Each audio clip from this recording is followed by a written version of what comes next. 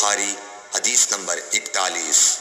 حضور اکرم صلی اللہ علیہ وآلہ وسلم نے ارشاد فرمایا کہ جب ایک بندہ مسلمان ہو جائے اور اس کا اسلام عمدہ ہو، یقین و خلوص کے ساتھ ہو، تو اللہ اس کے گناہ کو جو اس نے اس اسلام لانے سے پہلے کیا معاف فرما دیتا ہے، اور اب اس کے بعد کے لیے بدلہ شروع ہو جاتا ہے، یعنی ایک نیکی کے عوض 10 گناہ سے لے کر 700 گناہ تک ثواب، اور ایک برائی کا اسی برائی کے مطابق بدلہ دیا جاتا ہے، مگر یہ کہ اللہ تعالیٰ اس برائی سے بھی درگزر کرے اور اسے بھی معاف فرما دے، یہ بھی اس کے لیے آسان ہے۔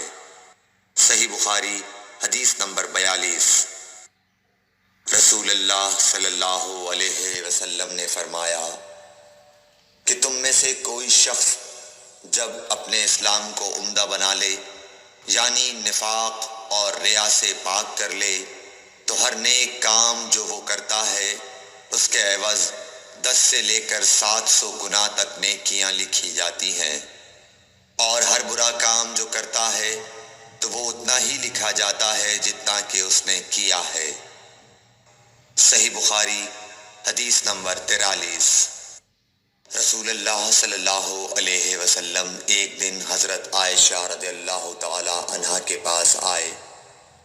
اس وقت ایک عورت حضرت عائشہ رضی اللہ تعالی عنہا کے پاس بیٹھی تھی۔ آپ صلی اللہ علیہ وسلم نے دریافت کیا، یہ کون ہے؟ عرض کیا، فلاں عورت، اور اس کی نماز کے اشتیاق اور پابندی کا ذکر کیا۔ آپ صلی اللہ علیہ وسلم نے فرمایا، ٹھہر جاؤ، سن لو کہ تم پر اتنا ہی عمل واجب ہے جتنے عمل کی تمہارے اندر طاقت ہے۔ اللہ کی قسم، ثواب دینے سے اللہ نہیں اکتاتا، مگر تم عمل کرتے کرتے اکتا جاؤ گے، اور اللہ کو دین کا وہی عمل زیادہ پسند ہے جس کی ہمیشہ پابندی کی جا سکے، اور انسان بغیر اکتائے اسے انجام دے۔ صحیح بخاری حدیث نمبر 44۔ رسول اللہ صلی اللہ علیہ وسلم نے فرمایا، جس شخص نے لا الہ الا اللہ کہہ لیا اور اس کے دل میں جو برابر بھی ایمان ہے، تو وہ ایک نہ ایک دن دوزخ سے ضرور نکلے گا، اور دوزخ سے وہ شخص بھی ضرور نکلے گا جس نے کلمہ پڑھا اور اس کے دل میں گیہوں کے دانے برابر خیر ہے، اور دوزخ سے وہ بھی نکلے گا جس نے کلمہ پڑھا اور اس کے دل میں ایک ذرہ برابر بھی خیر ہے۔ صحیح بخاری حدیث نمبر 45۔ ایک یہودی نے حضرت عمر بن خطاب رضی اللہ تعالیٰ عنہ سے کہا کہ اے امیر المومنین، تمہاری کتاب قرآن میں ایک آیت ہے جسے تم پڑھتے ہو، اگر وہ ہم یہودیوں پر نازل ہوتی تو ہم اس کے نزول کے دن کو یوم عید بنا لیتے۔ آپ نے پوچھا، وہ کون سی آیت ہے؟ اس نے جواب دیا، سورہ مائدہ کی آیت کہ آج میں نے تمہارے دین کو مکمل کر دیا اور اپنی نعمت تم پر تمام کر دی اور تمہارے لیے دین اسلام پسند کیا۔ حضرت عمر رضی اللہ تعالی عنہ نے فرمایا کہ ہم اس دن اور اس مقام کو خوب جانتے ہیں۔ جب یہ آیت رسول اللہ صلی اللہ علیہ وسلم پر نازل ہوئی، اس وقت آپ صلی اللہ علیہ وسلم عرفات میں جمعے کے دن کھڑے ہوئے تھے۔ صحیح بخاری حدیث نمبر 46۔ طلحہ بن عبید اللہ کہتے تھے کہ نجد والوں میں سے ایک شخص حضرت صلی اللہ علیہ وسلم کے پاس آیا، سر پریشان یعنی بال بکھرے ہوئے تھے۔ ہم اس کی آواز کی بن بناہٹ سنتے تھے اور ہم سمجھ نہیں پا رہے تھے کہ وہ کیا کہہ رہا ہے، یہاں تک کہ وہ نزدیک آن پہنچا جب معلوم ہوا کہ وہ اسلام کے بارے میں پوچھ رہا ہے۔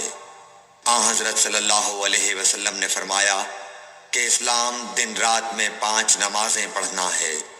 اس نے کہا، بس اس کے سوا تو اور کوئی نماز مجھ پر نہیں۔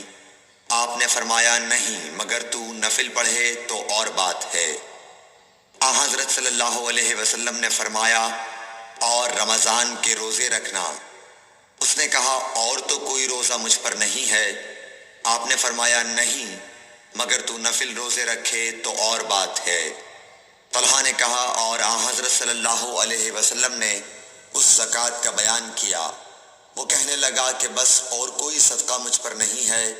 آپ نے فرمایا نہیں، مگر یہ کہ تو نفل صدقہ دے تو اور بات ہے۔ پھر وہ شخص پیٹھ موڑ کر چلا گیا، یوں کہتا جاتا تھا قسم خدا کی میں نہ اس سے بڑھاؤں گا نہ گھٹاؤں گا۔ حضرت صلی اللہ علیہ وسلم نے فرمایا اگر یہ سچا ہے تو اپنی مراد کو پہنچ گیا۔ صحیح بخاری حدیث نمبر 47۔ حضرت صلی اللہ علیہ وسلم نے فرمایا جو کوئی ایمان رکھ کر اور ثواب کی نیت سے کسی مسلمان کے جنازے کے ساتھ جائے اور نماز اور دفن سے فراغت ہونے تک اس کے ساتھ رہے تو وہ 2 قیرات ثواب لے کر لوٹے گا۔ ہر قیرات اتنا بڑا ہوگا جیسے احد کا پہاڑ۔ اور جو شخص جنازے پر نماز پڑھ کر دفن سے پہلے لوٹ جائے تو وہ 1 قیرات ثواب لے کر لوٹے گا۔ صحیح بخاری حدیث نمبر 48۔ حضرت صلی اللہ علیہ وسلم نے فرمایا کہ مسلمان کو گالی دینے سے آدمی فاسق ہو جاتا ہے اور مسلمان سے لڑنا کفر ہے۔ صحیح بخاری حدیث نمبر 49۔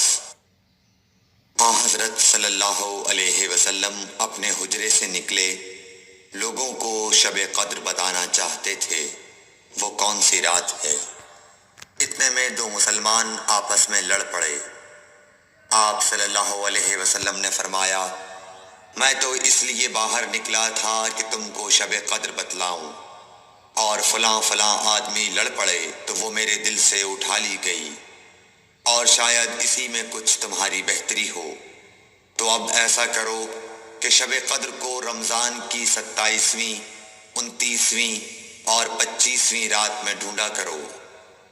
صحیح بخاری حدیث نمبر 50۔ ایک دن حضرت صلی اللہ علیہ وسلم لوگوں میں تشریف فرما تھے کہ آپ کے پاس ایک شخص آیا اور پوچھنے لگا کہ ایمان کسے کہتے ہیں؟ آپ صلی اللہ علیہ وسلم نے فرمایا کہ ایمان یہ ہے کہ تم اللہ پاک کے وجود اور اس کی وحدانیت پر ایمان لاؤ، اور اس کے فرشتوں کے وجود پر، اور اس اللہ کی ملاقات کے برحق ہونے پر، اور اس کے رسولوں کے برحق ہونے پر، اور مرنے کے بعد دوبارہ اٹھنے پر ایمان لاؤ۔ پوچھا کہ اسلام کیا ہے؟ آپ صلی اللہ علیہ وسلم نے پھر جواب دیا کہ اسلام یہ ہے کہ تم خالص اللہ کی عبادت کرو اور اس کے ساتھ کسی کو شریک نہ بناؤ، اور نماز قائم کرو، اور زکوٰۃ فرض ادا کرو، اور رمضان کے روزے رکھو۔ پوچھا کہ قیامت کب آئے گی؟ آپ صلی اللہ علیہ وسلم نے فرمایا کہ اس کے بارے میں جواب دینے والا پوچھنے والے سے کچھ زیادہ نہیں جانتا، البتہ میں تمہیں اس کی نشانیاں بتلا سکتا ہوں۔ وہ یہ ہیں کہ جب لونڈی اپنے آقا کو جنے گی، اور جب سیاہ اونٹوں کے چرانے والے دیہاتی لوگ ترقی کرتے کرتے مکانات کی تعمیر میں ایک دوسرے سے بازی لے جانے کی کوشش کریں گے، یاد رکھو قیامت کا علم ان 5 چیزوں میں ہے جن کو اللہ کے سوا کوئی نہیں جانتا۔ پھر آپ صلی اللہ علیہ وسلم نے یہ آیت پڑھی کہ اللہ ہی کو قیامت کا علم ہے کہ وہ کب ہوگی۔ پھر وہ پوچھنے والا پیٹھ پھیر کر جانے لگا۔ آپ نے فرمایا کہ اسے واپس بلا کر لاؤ۔ لوگ دوڑ پڑے مگر وہ کہیں نظر نہیں آیا۔ آپ صلی اللہ علیہ وسلم نے فرمایا کہ یہ جبرائیل علیہ السلام تھے جو لوگوں کو ان کا دین سکھانے آئے تھے۔ Thanks for watching.